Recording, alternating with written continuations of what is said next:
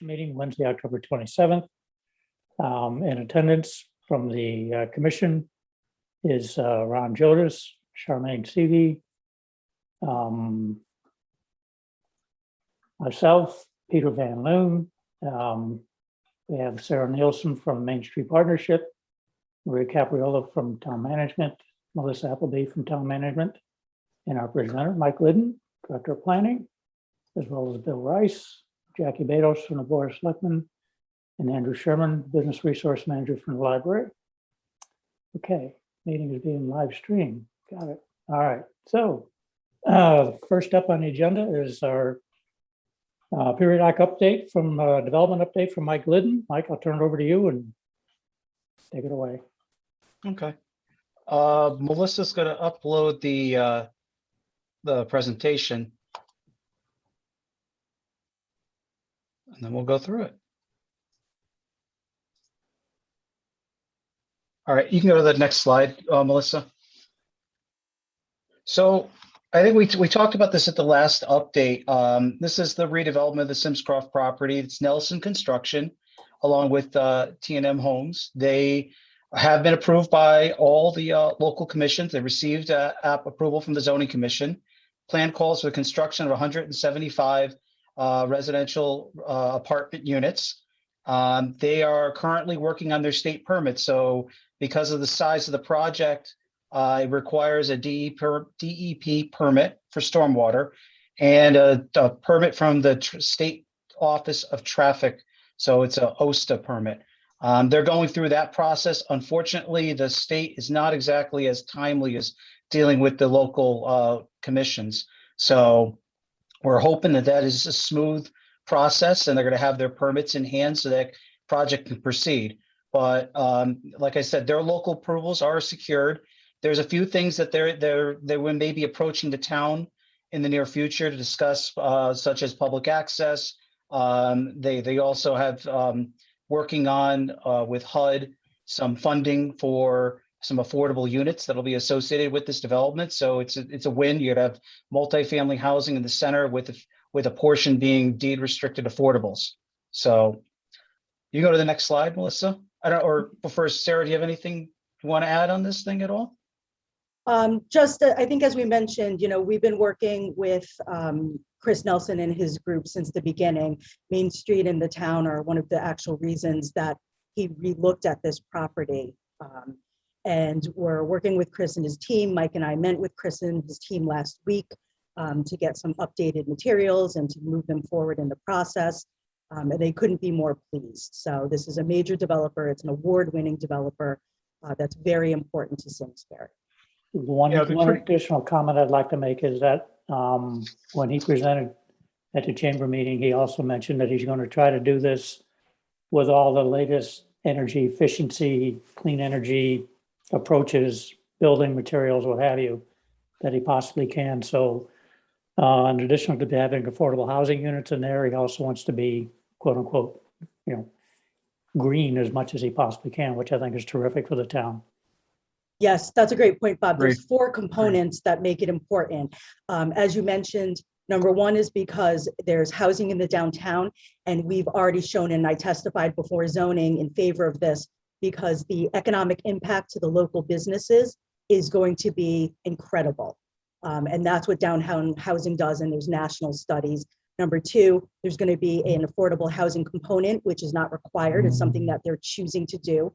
Number three, as you mentioned, they're going to be as sustainable and as green as possible. They're still exploring exactly what that means, and also potential financing.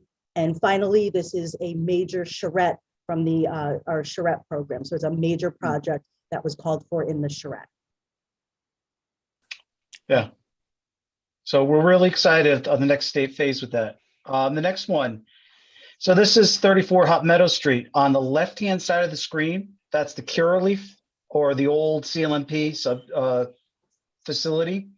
On the right-hand side of the screen, you guys, I think I mentioned this at the last meeting. That's a self-storage facility that will be operated by David Burr and David Richerman, which was previously approved by the Zoning Commission. The Zoning Commission approved actually a 40,000 square foot addition to the CLMP structure for Cureleaf. They are planning a major expansion. If you go to the next slide, Melissa. So this is kind of breakdown of the floor plan. So the company will be increasing their nursery space, which will result in hiring more employees at this facility. It increases their overall size of the facility. This is a big win for the town. From day one, this was one that was leaving town, and it's generating just under total with real estate and personal property. It's about a $200,000, I believe, in taxes. They're a large taxpayer in town, and they're looking to expand and increase their employment in town. So it was a really positive development. This kind of came, we knew it was coming, but it came between the last report. And I know that a few of us have been on a business visit with them. They alluded to that this was coming down the road. So now it's been approved, and they're moving forward with permitting, actually building permits, et cetera, to put a shovel to the ground. They're really excited for this project, and it's a great expansion. Does anyone have questions on this? Mike, when do you expect shovels to go into the ground? If we're going to go by their schedule, tomorrow. They're finalizing their construction drawings. They're getting a contract manager in place and ironing out a few issues. So what I would say, realistically, we're probably spring construction start for this project. Great, thanks. And so, Mike, if we could just, I think it's worth re-mentioning that Maria Capriola as town manager, it's one of the newer projects, but Maria, yourself and I met with the owners and also with Cureleaf in order to keep them in town. They were looking at 3 other potential places in Connecticut. So this was competitive to not only keep the tax base in Simsbury, so keep all of those workers, keep the personal property tax and real estate taxes, as you mentioned, but then have the opportunity to grow this, which is more at a tax base. And for most people, they don't even realize that it's there. That's how unobtrusive it is. So I think it's, again, worth repeating because, again, economic development and having the town manager, yourself and myself go down really went a long way to making the decision to stay in Simsbury. Yeah, and actually, Sarah, that brings up a good point. The other thing is when they first said they were moving to 34 Hot Meadow Street, they were going to retrofit the building, and they said they were going to increase their workforce. They lived up to their word, because that was one of the questions that came up. Well, what about your workforce? Did it expand to what you said it was? They did hire new workers. So this is more people, more jobs that this project is generating, which, as Sarah said, it was leaving. I mean, we were in a close second behind Branford for a little while. So yes, and we should mention highly skilled jobs. This is yes. Medical grade jobs. So yeah.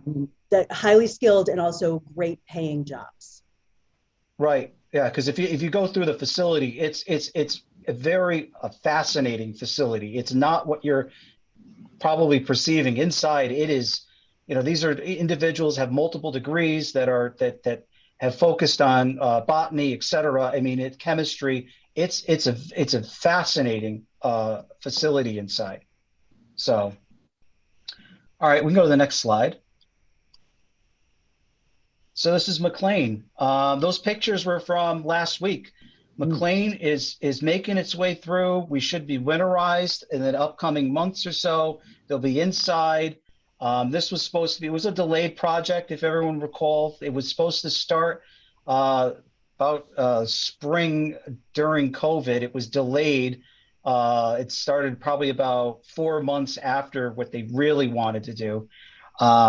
But they're progressing. Things are. It's nice. Things are shaping up out there. The framing is obviously completed. They're starting to close the structure in to get inside. So this is really that. Once they get inside, the project will really just fly through.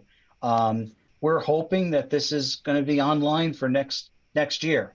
So this is a new development that will be hopefully picked up before October 1 of next year. But, I just wanted to update the commission because I know that I discussed this a while ago, that this was an approved project that they started, but I didn't want it to fall to the wayside and say, so what's the status with that one? That's a large project. I mean, that's about a 200,000 square foot footprint total. It's a 5-story structure with parking below.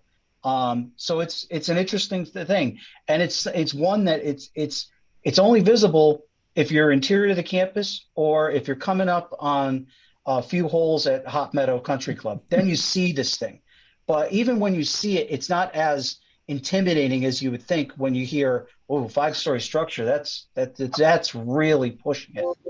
So that's it for Mclean. Unless anyone has any questions, we'll go to the next slide. The other one, if anyone's been driving up the north end of the town, you will see that the bowling alley is gone. Tractor Supply is proceeding. They have their building permits. This is a project. It's a quick construction once they start. So this is something you're probably going to see in the next year. This may be in line for next fall where it's opening. Which is really exciting because this was a project that, they came to us, and I don't know, Sarah, what would you say? It was the wild card was they had to go to the Zoning Board of Appeals, and it was, can this work? And it was a unique layout. They tried a different layout. This is a 19,000 square foot store. They're usually looking at larger things, and the garden or the fenced in area is not connected to the building. So it's a different setup, along with the garden center, which is over to the right-hand side of that big box in the back. It's something new and different. But they were really, go ahead, Sarah. And I'll also mention, so Mike and I met with the development team, and we went through all of the things that needed to happen, the timelines, which commissions they had to go to first. And then we went through a lot of the things that the commissions would be looking for. So again, with design review, I think that when you see this built and you see the landscaping, that people will be very pleased, because it's going to look, what did you say, similar to their two newest ones. So similar to Middletown and Wallingford, but it's going to be an updated look. And it's going to look more like Simsbury. So, the team and the commissions, we spent a lot of time not only fast tracking it, but making sure it was done in a way that was, that looks good for Simsbury. So, thank you. So that's it for Tractor Supply. Unless anyone has any questions. Mike, you're expecting this to be online a year from now? Yeah. Okay. These are they're pretty much a cookie cutter construction, at least from the structural standpoint. So these companies have it down to a science where once they get concrete in the ground, it's a pretty quick process. So we're thinking you may see this by next fall, out of the ground, completed, which is it's really nice, they say, to report that versus having a derelict structure and you had a business, you didn't have a business, what's going on? And this gives another facelift up to that area. Yeah. So if you go to the next slide. So this is one, and Bob was with us on the ribbon cutting over there. Tower Ridge Golf Course. It's no longer a golf course. It's a Frisbee golf or disc golf course now. The baskets are in, they're open for play. The restaurant is being renovated. There's going to be 2 tenants in the restaurant. So you have Healing Meals, and Sarah can explain more about Healing Meals, because every time I try to explain it, I tell everyone it's Healing Hands, my chiropractor. So I don't want to make that mistake. The other side, sorry, that's been a joke. How many times I've said this every time we go there? And everyone looks at me, they're like, what are you talking about? I'm like, oh, I got to make an appointment with Dr. Malton. The other side is the restaurant. There's some of the group associated with City Steam Brewery is opening and operating a restaurant there, which really is, they have a real theme of outdoors, family fun out there. It's really exciting. And this is another one. This is a property that has laid fallow since the golf course was closed. There was a very good chance we could have seen a large scale residential development there. But instead, through the one of the ownership partners, Kevin Casey, they got creative and thought of what ways that they can revitalize and reuse this space and capitalize on the location. And I think, the disc golf course, along with just the setup with the restaurant, it's really interesting. It's a really great, neat, readaptive use of the property. And this is an example of, we took our development team out and met with them. So it was myself, Sarah, the Farmington Valley Health District, Henry Miga, the building official, the fire marshal, Patrick Torval. We all, and don't forget the zoning officer, Laura Burkowski. We all met with the group out there, went through the building, listened to their ideas, looked at the state of the building that it was left after the golf course closed, and identified, here are the things that we view as the speed bumps that you have to overcome. And how do we overcome these speed bumps without ignoring like our regulatory responsibility? And it was a great process, and we got them through. Like I said, the disc golf course is open now. The restaurant, I think they were shooting for November, if I was correct, and Healing Meals is open. And maybe Sarah, can you explain what Healing Meals does? So Healing Meals is a phenomenal nonprofit, and what they do is they provide free of charge a certain number of meals for people that have experienced a serious health crisis. And it's run by Sarah Leathers and her team. And I will say, I think Maria, our town manager, had sent Mike and myself and a couple other people an email months and months ago because they were getting kicked out of their space. And so they had some very specific requests, and we didn't know if we could find them a home.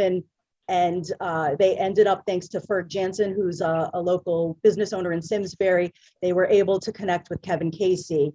It pains me to say how great Mike is to his face and also on recording, but I will mention that, I started working with the team and Kevin Casey months and months ago, but Mike has actually been working with Kevin for a couple of years, and Kevin would come up with an idea and it wasn't exactly the right idea, or it had to go through a lot of commissions, and it could have been, misconstrued as maybe a little bit more controversial. And so I think Mike had a ton of patience as we kind of worked Kevin through what became a phenomenal thing.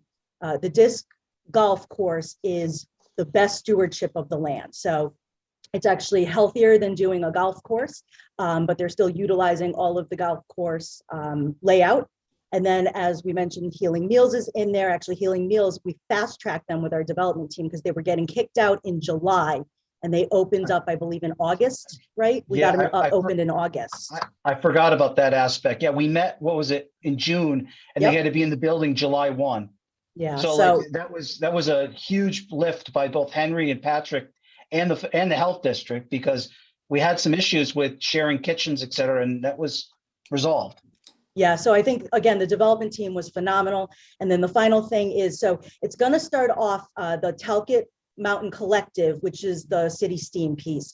It's going to start off as a brewery. They're concentrating on opening the brewery in November. And then they will be adding the food and the other amenities. But the collective piece, as both Bob and also Maria were in attendance for the grand opening and ribbon cutting, and it was in the Hartford Courant, is really focused on community involvement. So just what a fantastic thing. The owner, Kevin Casey, is coming back and working with us on some other stuff. He has some plans. I just spoke to him today, and a ton of interest, but something that was vacant and about to be torn down, they were very close to tearing down the building, has a new adaptive reuse and has come to life. Thanks, So Sarah. this notion of a collective says that it's going to be a collection of different activities and different venues, if you will. So this whole area is this whole project's going to continue to evolve over the years to come. So kind of stay tuned. It looks like, I think the concept's terrific. I think the young people in town are just going to love this, and just puts another, reason why people enjoy living in Simsbury, of all the various activities that we have. This is a terrific addition to all of that. So very, very exciting. Okay. So the next one, the Iron Horse Inn is getting the new owner. And the Iron Horse Inn is changing from a motel hotel to apartments. So, and it will get a major facelift. This is a large renovation that's coming. They've secured approvals for variances from the Zoning Board of Appeals. They're in the process of going before the Zoning Commission Zoning, they had a little issue, glitch with their site development plans, which is being addressed. However, it shouldn't be a game changer or game stopper, I should say. They're before the zoning commission. I'm hoping by my next report, we're talking about construction over there. Pending, obviously, approval by the commission. But so this is going to be a nice little facelift to the center and kind of, spruce up that area versus what we're seeing right now. It's nice because if you look at it now, so you have Andy's under construction, you have Iron Horse Inn getting a facelift, Gibbs Mobile's getting ready to open finally. She's dealing with the health district and a few other issues, some of them vendor related. You have and then the Simscroft property being redeveloped. A lot of activity and reinvestment in the center of town is still continuing. So it hasn't slowed down. It's really a nice scene to see. Mike, is the people that are involved in this project are they developers that have built other apartments in town, or is this a new group altogether? New group, new kids on the block. I haven't met them before, but prior to their submittal to the commission, this was out of the blue, new people. They got a good track record? Yes. Yeah. Great. No, but it's good. It's like I said, it's more investment and cleaning up another kind of underperforming property. I don't want to use that. I don't like using that term, but it's a pretty appropriate. Yeah, no, it's tired, so it could use a facelift. Yeah. Yeah. So you can go to the next slide, Melissa.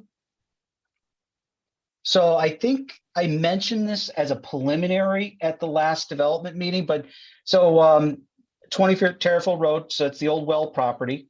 The field that would be to the east, looking towards the Farmington River, has been approved for a self-storage facility. They were before the commission preliminary the last time I reported to you, but that now has been approved. They're waiting to file their plans. I don't have a time frame for construction for this project, but like I said, it's an approved project in the books right now. So you go to the next slide. So I just wanted to take time because it's been a while since I've gone over this. There's been a few changes in town, some new businesses, some that have found new homes, and I just wanted to go through a few of them. Signature Wines, it's a new liquor store that was formerly Artie's. The Bell and Raven is a new store, a witch's store over at Simsbury Town Shops, kind of interesting and exciting. I'll let Sarah talk about La Jolla. La Jolla. La Jolla. That's a private joke. We'll talk about later. Anna's Kitchen moved out to West Simsbury Plaza. And lastly, Clean Juice is moving into Antonio's Plaza, which was formerly Dunkin' Donuts. But Sarah, if you want to give the background to our new restaurant at Andy's. So just a couple things. So with Signature Wines, they were doing construction right outside. So Mike and myself and also Tom Roy have visited both Signature Wine and Benny's. Gave them a heads up and let them know. We've also gotten permission from the adjacent property owners to share parking so that their businesses weren't impacted as much as possible. The Bell and the Raven is Isabel Carrington. I've been working with her since she opened. It's an experiential. It's not just witches stuff. It was related to me as witches. Yeah, no, it's a mystical and magical experiential shop. So she does experiences as well as the retail component, and that's in the old Sarah Burns space in Simsbury Town Shops. La Jolla is the old executive chef from Sayulita in South Glastonbury. It is incredibly popular, and he is opening in Simsbury. He opened last week. They're doing a soft open. They are not doing takeout just yet. So for those that wanted to rush down and try them, you actually have to visit them in person. They plan to do takeout within the next week or so, but they're trying to get up and running and have a soft open. Bob and I actually had coffee yesterday at Anna's Kitchen. As some of you may know, I helped Anna move into the space when she was in the Drake Hill Mall. We've then successfully helped relocate her and keep her in Simsbury. She's in West Simsbury. She's going to be doing a banquet piece And so we will be doing a ribbon cutting for the new space and also for the banquet, probably when the weather's a little better, early first quarter. And then, as Mike mentioned, Clean Juice, which is one of my board members' properties, which is Stephen Antonio. The owners of Clean Juice are actually local to the area, and they would have been open sooner, but like many businesses, they had trouble finding contractors. So, and I think you can see that it's why BP, as Mike mentioned, the BP, which is the former Gibbs Mobile and others, it's been hard getting the workers and getting the people in and then getting the delivery. So they're getting closer to opening. Yeah, and Clean Juice, just it's kind of a juice bar, but there's also they do takeout like sandwiches and other things. It's an interesting franchise when you look them up. I would say look them up, look at their menu, and then you'd be like, "Ooh, that looks interesting."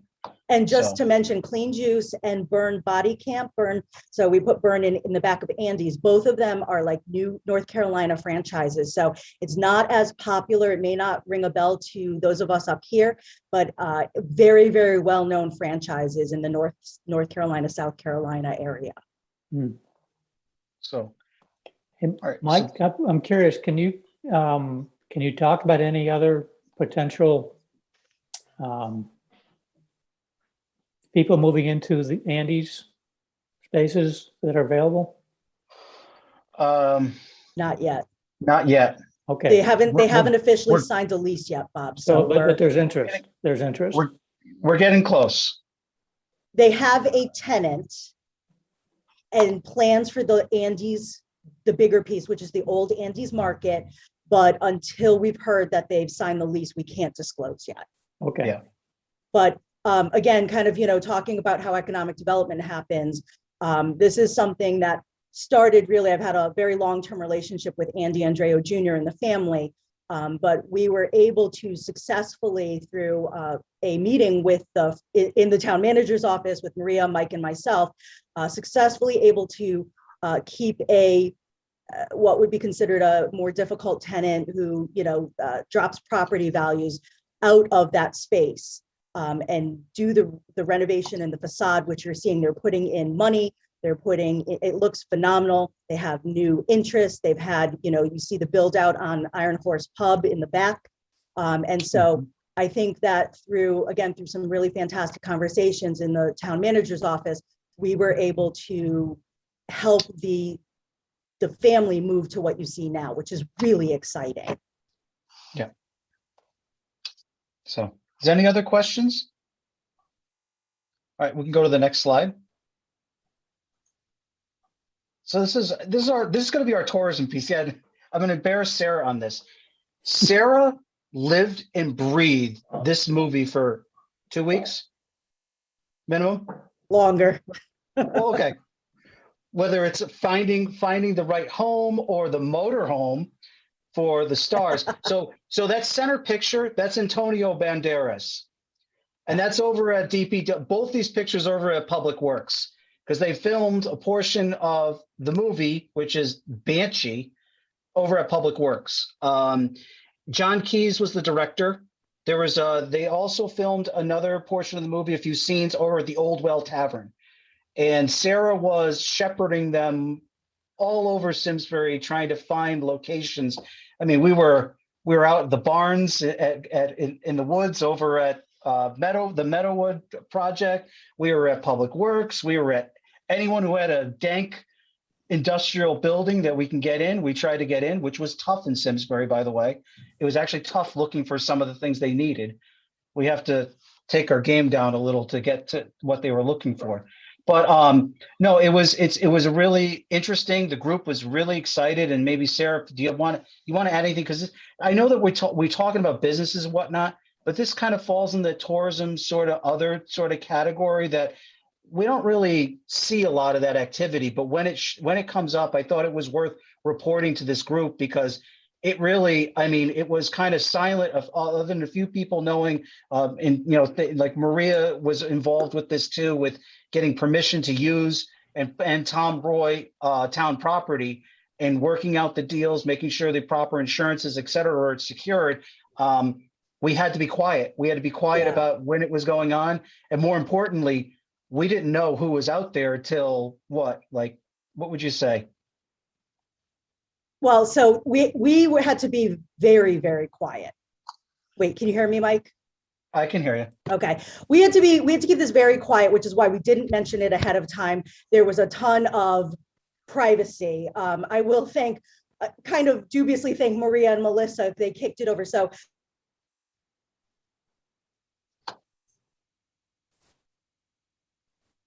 We lose you?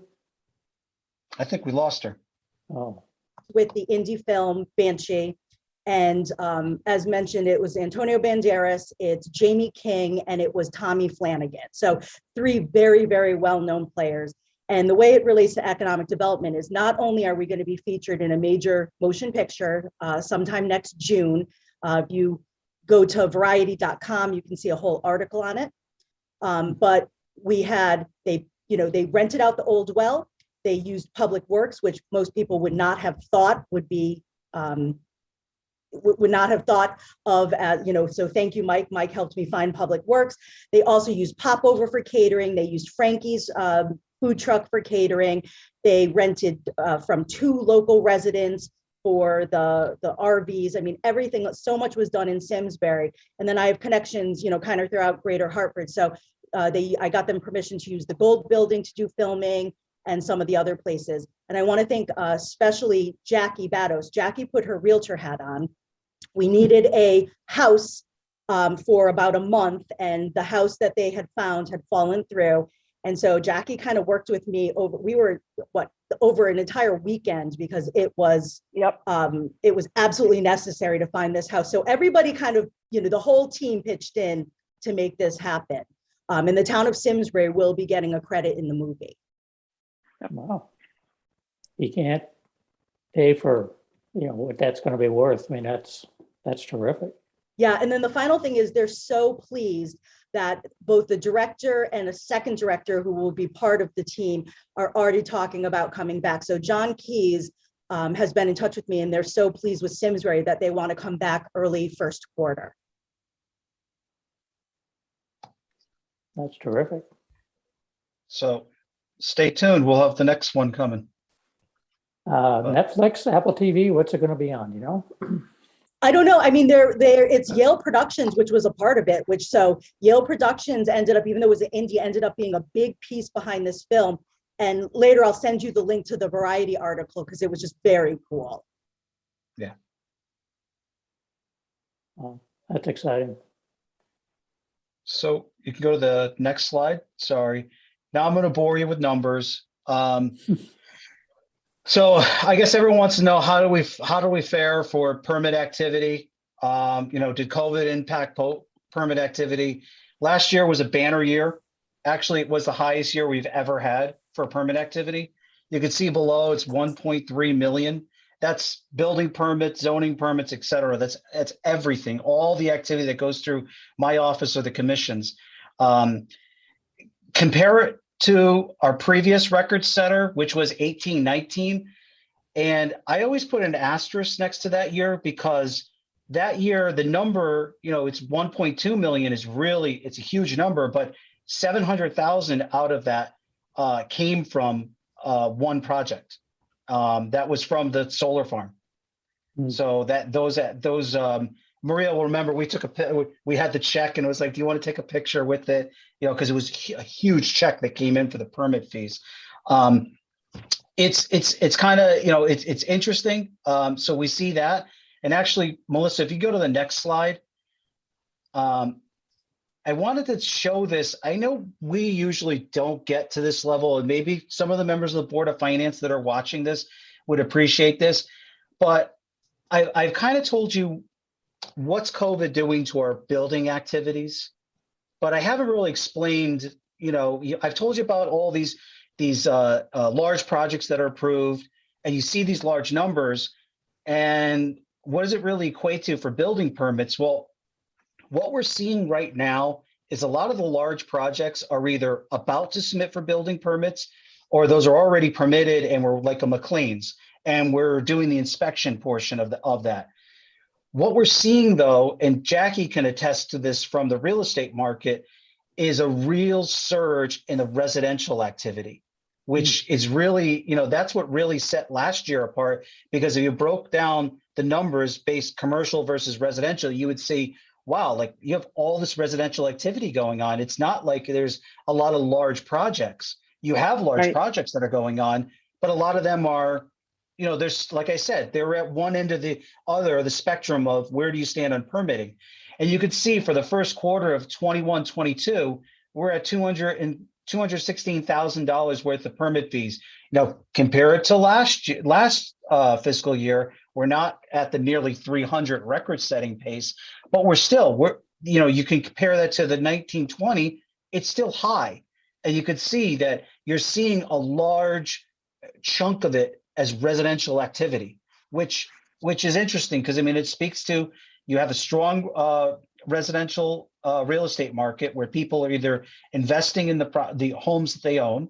There's real estate transactions which are triggering, permits for that basement that you finished. That was the immaculate construction that the building department swears that the building permits don't exist, or it's hey, I'm at home and now it's time. I'm sick and tired of looking at that tired kitchen. Let's redo the kitchen. And it's interesting because it shows, you have a really healthy residential market. So, does anyone comments or questions about this? So the surge is literally by households as opposed to apartments. Yeah, at least right now, the permit activity. Okay. Because if you actually think of it, the apartments, so, we had, just say 1,000 residential units of the new development, and that's including a few projects such as Carson's Way, Cambridge Crossing. Out of those 1,000 units that were approved, about 800 have been built and certificate of occupancies have been issued. So a bulk of that activity, which was the big surge, we're at the stage where people are living there and it's part of the landscape in the background. Mm-hmm. So, you're, like I said, you're seeing more from the residential portion of it, which is really tough to forecast because, it's based on the residential market and Jackie probably, and I'm sorry to call you out, Jackie, about talking about the real estate market, but without no problem at all. coordinating this, but you could say, I think I hit the nail on the heads on the three areas where we're seeing this permit activity. Yes, absolutely correct. Like you said, people are home, so they're doing improvements on their home, or they're selling their home, and that's where we're finding out that basement permit that was never pulled for the finished basement or space like that. So. Yep. All right. All good news. Yeah, it's great news. I don't know. Does anyone have any questions? Any comments around the Silverman Group project there on Route 10? We're still at a preliminary stage. They have, out of the 304 units that were approved for the south site, 195 have been built and completed. And probably next week, it'll actually be 227. We'll have certificate of occupancies. As for either that other front portion for the commercial space or the south side, there's been preliminary discussions, but no applications to modify the master plan for the northern site or a master plan for the southern site. So we're still kind of in this wait and see mode. Okay, thanks.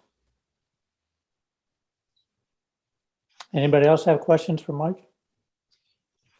Hey, Mike, this may not be your purview, but I noticed that Latimer Lane has a RFP out for renovation of that school, about $20-30 million project.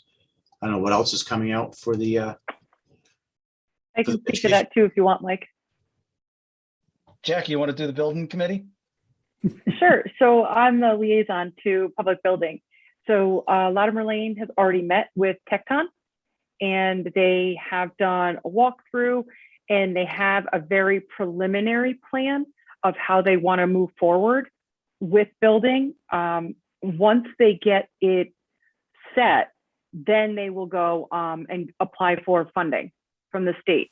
So then once that comes in, they're hoping for early spring to start. But it really depends on funding and how the plan goes, how it gets approved. So So it's Tecton, exciting. yeah, Tecton had done a study a couple of years ago, I think 10-year study. So couldn't keep track of which one was coming out first. Obviously Latimer is, but there's a couple more schools that are going to be coming out after that as well. I think they did an overall study for us on all the schools, and Tecton was, they first started with us, I believe, and maybe Maria, if this is not correct, I believe they started with Henry James with us. So that's where they did that, and then they did a study of all the buildings. But I don't know that there's anything else planned as much as Latimer. Oh. Jackie, at our last Sustainability Committee and Clean Energy Task Force group, we're kind of combined now into one. A lot of talk about trying to influence the building at Latimer Lane to make it as green as they possibly can, using schools already under construction in the state. One's in Manchester, one up in Mansfield, that are all green, and trying to influence that decision.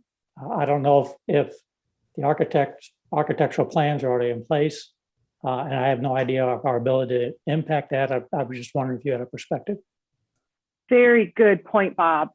So a couple of people from the Sustainability Committee came to the public building last meeting, and what they decided were they were going to go offline with Tecton and have a meeting, just the sustainability with Tecton. We are in the early stages of planning, so that it's the perfect time that if it's appropriate and if we can get reimbursed from the state, that Tecton will certainly try to put anything that they can, any sustainability. I know, solar panels, that kind of thing.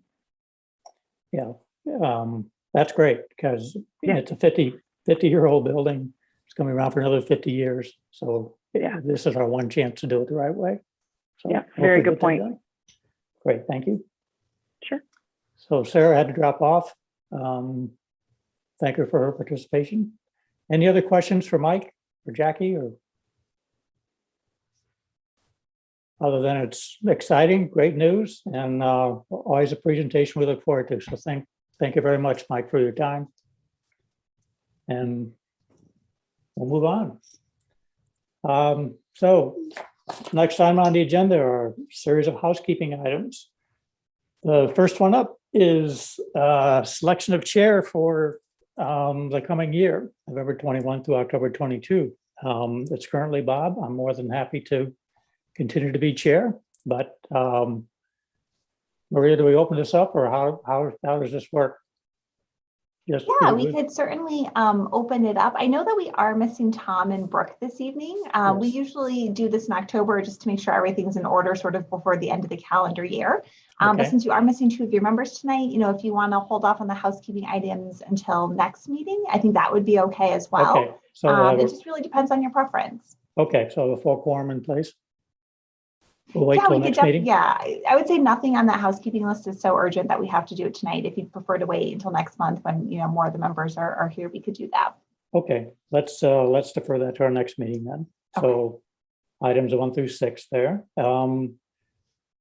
You did post the regular meeting schedule. You want to talk about that real quick? I mean, everybody, it's pretty consistent with what we've done in the past. If there's anybody have any issues or concerns?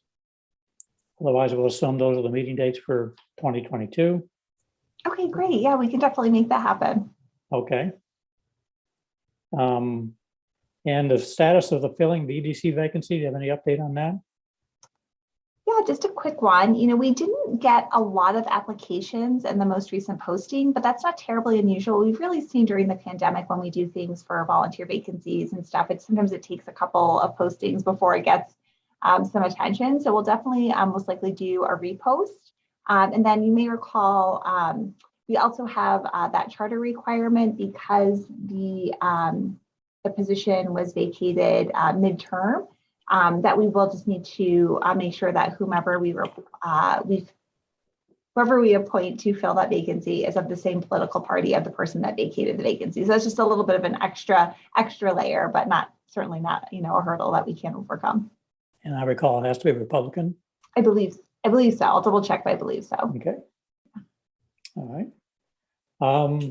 And the last item on the housekeeping items is the minutes from our last meeting. We typically see that at the end, Melissa. That's always the highlight of the meeting, to approve the minutes from the previous meeting. So if they were included in the packet, if everyone's had a chance to review the minutes, any changes or updates to the minutes from the previous meeting? So do we have a vote to approve? A motion to approve? Motion to approve. Second? I can second. Okay, thanks, Charmaine. All right, I think minutes are approved then. So thank you all for that. Aye. Okay. Aye. Next item is the finalization of the EDC 2021 annual report. It was also included in the package. We reviewed it at our last meeting. I'm not going to go back to it again because I really had no changes to it. But if anybody else has had a chance to take a look at it, any updates, edits, changes need to be made, please let me know. Does anybody have any comments on that? Then what I will say is that Maria and I had a quick email exchange today. The one thing we do want to add to the annual report as an attachment is the proposal from the joint proposal from our group and more importantly from the chamber on the development of the co-working web space and the other projects, which would include the updating of the doing business in Simsbury guide and the tourism guide. So we're going to add that proposal as an attachment to the annual report, and they'll allow me the opportunity during our presentation to make reference to that, to make sure they're all aware of it, and we will be coming back to them asking for funding for those projects in the near future. Okay. All right. Thoughts, comments on that? Then moving right along to the other item in our packet was the EDC work plan ideas for the coming year. If you all can pull that up. We had a number of opportunities to add some new things, but we'll just go through these real quickly. The first one is the marketing work that's already been started by Sarah with support from Charmaine and Brooke.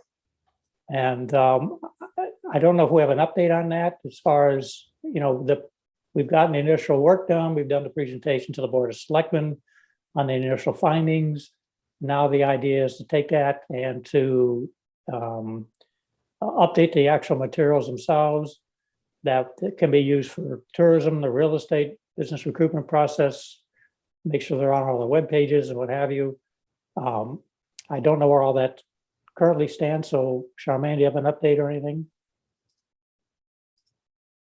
I know Sarah had to I drop do off. not. I know the last I spoke with Jeff was before I went to Italy in September, and he was telling me he was on it. He knew what needed to be done, and he knew he had to get things put together and Okay. and present again. So, So that was it's work that was- ongoing. yeah. So he seems to know what he's supposed to do. I'm sure he's doing other things too, but he's aware of it. Good. Okay. So we'll get an update at our next meeting. Hope so. On the business outreach, we're going to continue to conduct the business outreach with the large businesses. That I think has been going well. What's been interesting is the amount of change we see at the top and the new businesses we get to talk to. So we'll continue to work with Tom and Tom Fitzgerald to get those meetings set up.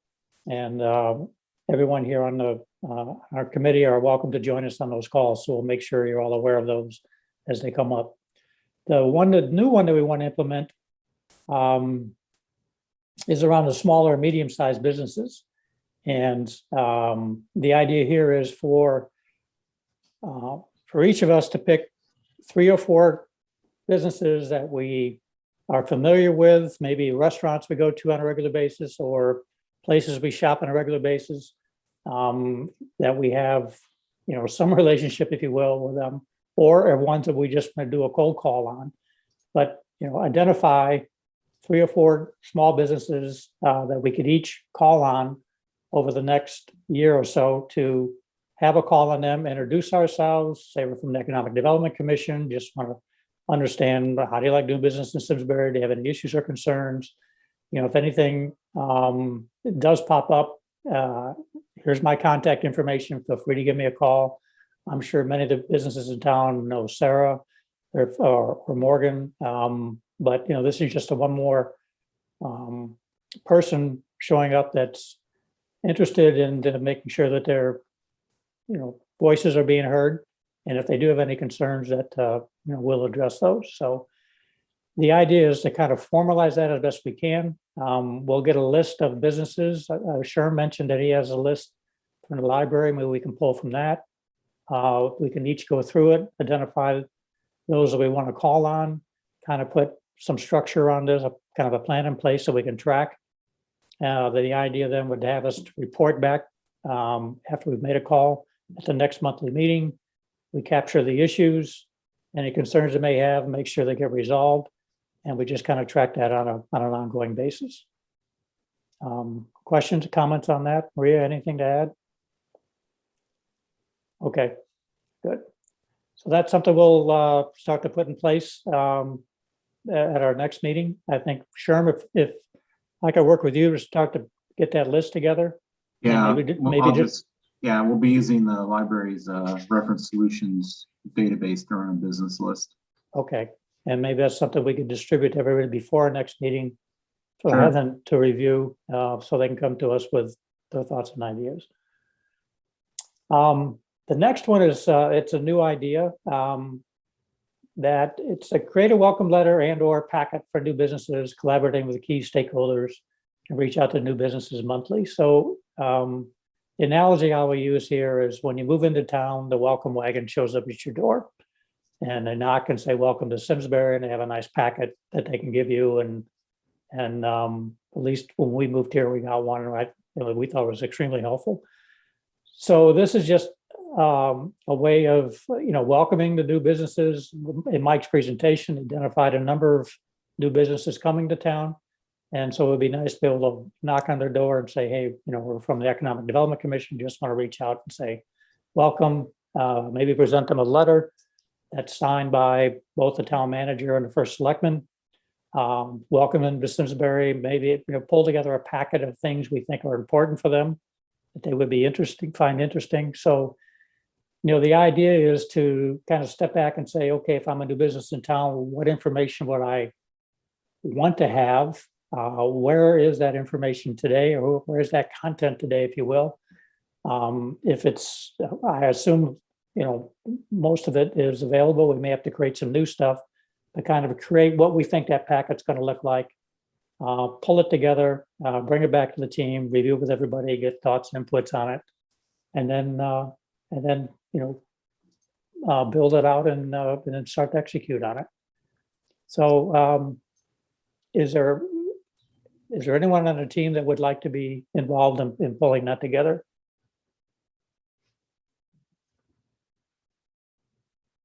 Silence. I can help do it, but Okay. as I said to Bob, I'm not, even though I work in marketing, I don't write, direct, or produce anything. I work with media and everything else, but I can edit things well and have good ideas, but I'm not a producer of things. So Okay. if there's other people that have ideas that we could work together with, but it's Yeah, not so my real main field of expertise at all. Yeah, no, this is definitely going to be a collaborative approach. It has to be with the people in that box over there, with Sarah, with Morgan, with the town manager as well. So what I'm looking for is someone kind of lead the program, make sure things get done, if you will.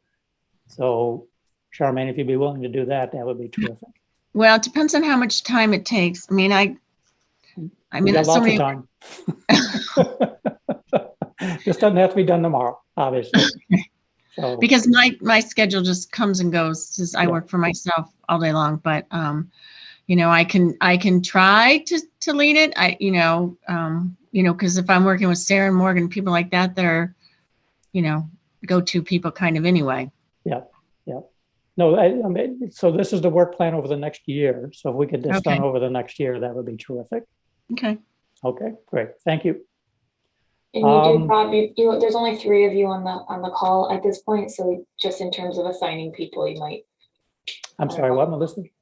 There's only 3 members left on the meeting right now, so you might have, I don't know if we're assigning people to things now, you might have trouble just because there's only 3 of you on. Oh, okay, okay.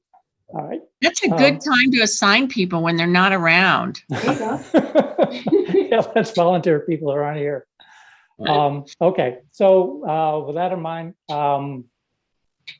We can bring it up I'll at go the through the next- other programs real quickly. The EDC membership shadow program is something Jackie brought to the table. Right now, Tom Earl is involved in that. He's been given the project of the apartment complex being built down on 9 Horse Boulevard, and he'll be tracking that. The idea is to identify a project early on, get involved with it, understand what's going on, and continue to shadow that program through the approval process and well into implementation to kind of establish that long-term relationship with the EDC. So we'll continue that program and look for new opportunities for that. The next one is going to be an interesting one, and we won't assign anyone here for this because it's going to be a little more challenging. But it's to create an update to the economic development portions of the town's official website. And once completed, it conduct quarterly audits of information for relevance and accuracy. So I have spent a little time on this one. It's kind of interesting. You go to the economic development page on the town's website, and you can access it a number of different ways. You can either go to the task along the top and say, find the government boards, and kind of scroll down in town services, and you see the commission. You can bring it up there, or also on the tab, you'll see businesses, and it'll take you to the EDC, and or you can do it through a search. But once you're there, it's one page, and it talks about our mission, talks about our members, as our meeting agendas and the minutes from the past 5 months over on one side. And on the other side are links, which talks to different concepts, like our meeting schedule, our membership policy, resolution issues. There's an outdated EDC work plan from 2019 that obviously needs to get updated. There's also a task force final report, economic development task force from 2015. So that one's a little outdated as well. And then there's the 2019 spring development update.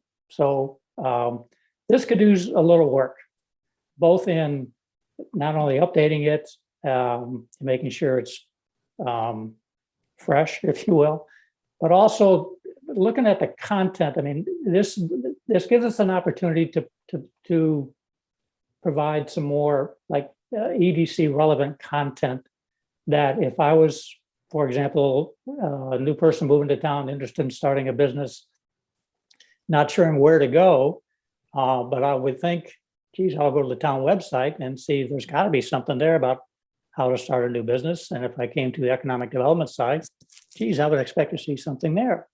So something like doing business Simsbury guide, which I understand we do need to update that a little bit, but there should be some content there that would provide a link to either a document or to other websites like the library business resource center, which, by the way, if you do click on that, Sherm, I hate to tell you, but when I came up on that the other day, I found that the page is not found. So if I link from my EDC to the library business resource center, it comes back and says page not found. So that requires some work as well. So this whole web page, if you will, needs a lot of work. And at a very high level, my thought was to take a look at the current page, identify what we think is missing or what needs to be there that's not currently there, identify where the source of that content currently resides, and make sure we have a link. But and if we have to create something new, let's do that. And then organize it maybe differently to make it much more user-friendly and something that would be helpful to someone coming to that page that was interested in economic development and or maybe doing business in Simsbury. So kind of take a user's view and kind of create a table of contents of what that needs to be. So I would ask the members of the team to give this some thought. We won't assign anybody to it today, but this one, it is going to take some time and it's going to take some work. But I think if we do it and do it right, it can be much more effective going forward. At a minimum, if we just update what's currently there, it would be a marked improvement. So it is a little embarrassing right now. And Bob, is it the link from the doc to the doc that didn't work, or it's the links in the doc? I'm sorry, Sherm. Was it the link for the doing business doc, or the links in the So doc? if I go to like town services and I go to the library, if I hit town services and the page comes up and I go down, it says library. And in the library, it says Business Resource Center. And I click on the Business Resource Center from the town website. It takes me to the library town website and it says page is not found. No, I didn't even, well, we've changed it. It's the Business and Career Center. I didn't even know there was a link on the city's website. Okay, for that. okay. So I just bring that to your attention. So there, it needs a lot of work and there's Okay. probably some things that we need to kind of go back through and clean up. And Bob, I'll also reach out to Brooke since she missed the meeting this evening. I know this was an area she had some interest in previously, so I'll make sure that she's aware that this is an upcoming project to see if she might have some interest in helping with it. Okay, I did have a conversation with her yesterday, Oh, great. and I know she's interested. So Wonderful. Oh, that's great. yeah. But she, like many of us, has got her plate full, so we'll work around that as well. But yeah, she is interested, and I think she'd be excellent at helping out here. The last one is, continue to support the infrastructure for entrepreneurs and then under supported entrepreneurs. Support access to business resources, information, and the infrastructure. The question there, if any specific project ideas for this topic. We've got the co-working space proposal completed. And as I mentioned earlier, it's going to be in the final report attachment so we can present that. That was something that we worked on. That's, if you will, we were asked to come up with a proposal and we've done that. Now we just need to work on getting the funding for it. So are there other opportunities for projects in this area? Peter, Ron, I don't want to put you on the spot, but if you can give that some thought and maybe kick it around so at our next meeting, maybe come with some ideas, or Jackie, if there's anything that you can think of in talking with your contacts, where there's some ideas here that we should be working on, feel free to bring them to the table. Sure, thank you. Yep. Okay. Okay. Maria, any other thoughts, comments before we move on? Just again, that this is really a draft. It's very much a working draft of just, to start generating ideas. You might recall under charter, the Board of Selectmen needs to essentially adopt a work plan or essentially provide formal direction to you all by November 30th on an annual basis in terms of projects that they would like to have you work on. So this is usually sort of that kickoff of, again, just starting to brainstorm and generate ideas. I'm sure that, they'll talk some about it at the upcoming November 8th meeting, which is where you'll present on your annual report. And I suspect, again, that there will be finalization of the work plan by the second meeting in November. I think that is November 22nd, That should be the target. I believe. So there's still time, to brainstorm, provide ideas and suggestions. And, in the past, it's always been a very collaborative process with them. So again, if you think of something a few days from now, a week from now, don't hesitate to reach out and let us know. Okay, great. Thank you. Next item was the work plan updates. We've had an update on the marketing project update. Any other updates?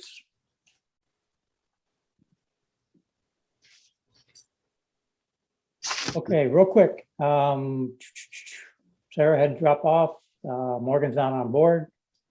Sherm, do you have any updates with the Business Career Center from the library?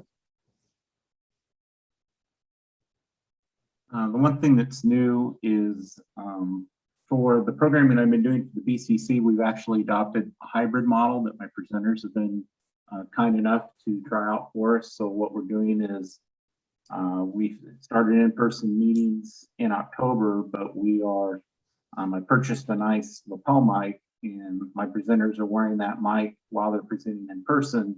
And then we also have a Zoom session going up. So when they share their desktop, we're actually doing presentations both in person and virtual at the same time. And it's real simple, real cost effective, and it works pretty well. Great, thanks. Ron, anything on zoning real quick? Mike went over pretty much everything that's going on. The only thing I guess I would say, there's two state regulations that are coming down, the ADU, accessory dwelling unit, and the cannabis regulations. And the looks like zoning is going to initially opt out of both of those, or go for 1-year moratorium. The ADU is pretty tough. It kind of turns pretty much every property into a 2-family property the way it's written. So the zoning department's going to opt out of that regulation to see how they can modify the town's regulations to be more in compliance with that, and maybe I don't know. We'll see what happens. They have a year to do that. I think January 1st of 123 is when they have to make that decision. And then the moratorium on cannabis sightings. Not sure the timing on that, but I think it's a short-term thing that gives the zoning board some time to decide how they want to regulate the cannabis business as far as where it can be cited in the town and those kind of things. So that's about it for the moment. Okay, very good, thank you. No updates from design review. I gave the one update on the sustainability program. Just so everybody's aware, we're going to combine the Clean Energy Task Force with the Sustainability Commission. We're meeting as one right now, since there's so much overlap. And Mark Scully is kind of leading both of them, so it helps him quite a bit. So we're going to continue with that approach for a while. Tom Earl is with the Spirit Commission, the Spirit Group, so but Tom's not here, so no updates there. And we talked about the development projects that are underway. So that's it. Any other questions, comments? Anybody wants to make? We're kind of running up against our time here. How we doing, Melissa? Just one quick note, and I want to thank Ron for helping with the work group, and Jackie and Chris Peterson were the members of the Board of Selectmen who were on the short-term rental ordinance work group. I think they did a really, really good job in putting together a draft ordinance that has been sent to public hearing, and that will be on November 8th at the Board of Selectmen meeting for anybody interested in that. Forgot about that one. Yep. That's all right. That was good work. You guys did a good job. I also forgot to mention that I did not present at the Board of Selectmen this past Monday. It's been postponed, rescheduled for November the 8th. So I'll be prepared to do that, and I'm sure you'll all be in the audience anxiously hanging on to every word that's said. So with that, do we have a motion to adjourn? Motion to adjourn. It's only 3 of us left, right? Okay, very good. Charlemagne, second. Second, okay. All in favor? Aye. Okay, good. Thank you all.